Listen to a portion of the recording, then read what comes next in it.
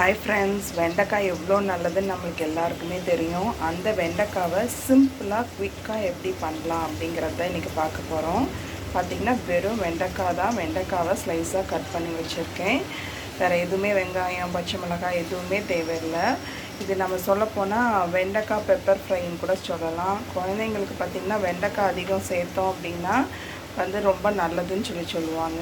அதனால் பார்த்திங்கன்னா இது சிம்பிள் டிஷ்ஷு. எல்லாருக்கும் இப்போ நிறைய பிள்ளைங்களுக்கு பார்த்திங்கன்னா வெங்காயம், பச்சை மிளகாய் அந்த மாதிரிலாம் இருந்தால் பிடிக்காது.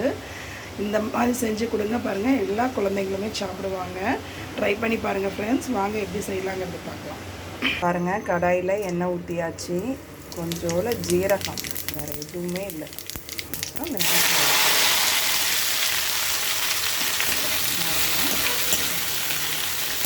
வெண்டைக்காய் நம்ம தண்ணி ஊற்ற மாட்டோம். அதனால் கொஞ்சம் சிம்லையே வச்சு வேக விடுங்க.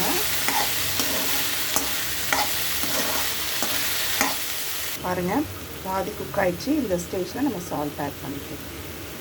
பாருங்கள், 80% குக் ஆகிடுச்சு. இறக்கும்போது நம்ம காரத்துக்கு பெப்பர் பவுடர் மட்டும் ஆட் பண்ணுவோம். வேறு ஒன்றுமே கிடையாது. Simple dish. அப்படியே சாப்பாட்டில் பிசைஞ்சு சாப்பிட்லாம். ரசம் சாதம், தயிர் சாதம், சாம்பார் சாதம் எல்லாத்துக்குமே நல்லாயிருக்கும்.